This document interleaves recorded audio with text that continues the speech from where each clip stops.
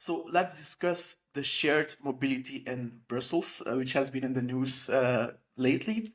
With the growing popularity of shared mobility services like bikes and scooters and shared cars, how do you assess their impact on the daily lives of Brussels? So, in your view, how has shared mobility improved the overall accessibility and sustainability of the city of Brussels?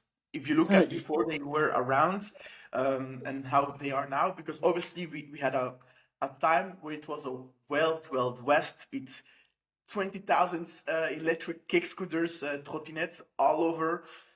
Obviously, they were used, but maybe not the right way. So there was some added value. But now the city of Brussels has worked for many years in different communes to regulate it. And I understand that they will only choose two operators and have around 8,000 and dedicated parking. So I guess it will be more regulated. It will be more as an alternative for other mobility options. It will fit Yeah. together in the whole package, I guess, and it will be a less of a nuisance of seeing scooters, trottinette laying on the ground and so on. So how do you assess the added value, if there is any added value, from looking at your time from the early beginnings, 20, 30 years ago to how it is now?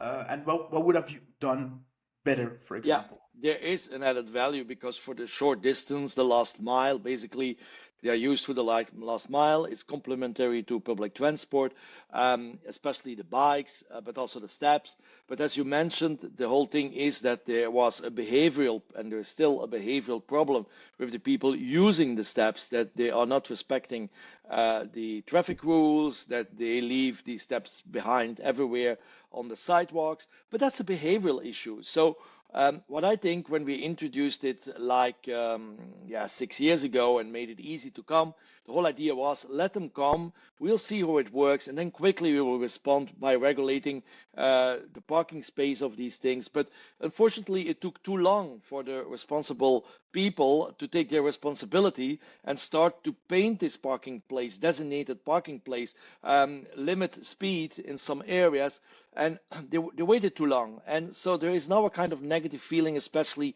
around the steps, much less around the bikes. And so, yeah, it's a thing of slow reaction of the government, bad behavior by a part of the population. And I think that we see the regulation now is good. You have to regulate it and see how it will turn out. But there's something else that should be done, I think, is that the public transport operator should include um, the bikes, the free floating bikes in its public transport offer, because it's complementary to public transport. You live somewhere and you live 500 meters, 1 kilometer, 2 kilometers sometimes of a subway.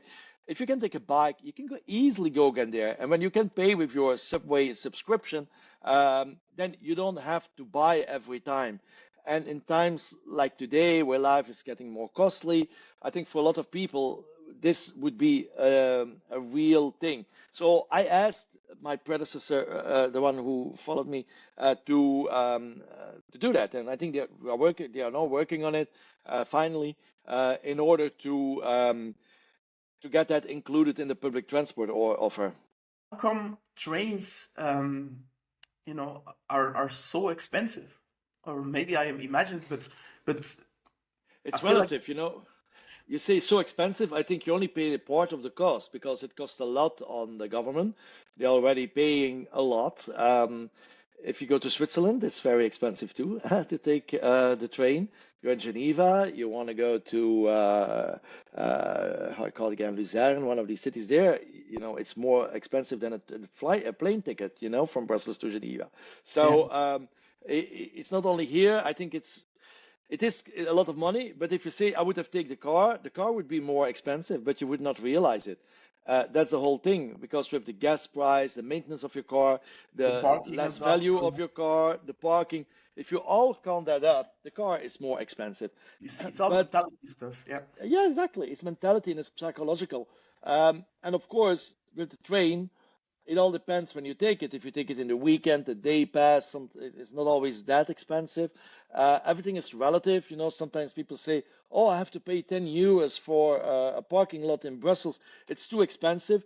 Then they go to a bar and they just drink 5 gin tonics for 17 euros a piece, and then it's okay. It's It's also about mentality and things, how you feel stuff. yeah, So, yeah, it has a price and it costs a lot.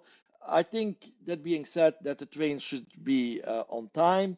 I think that they should redesign the whole train network. I think the train should be the hard lines. The network would be, the big lines train. Then you complement it with trams and or buses.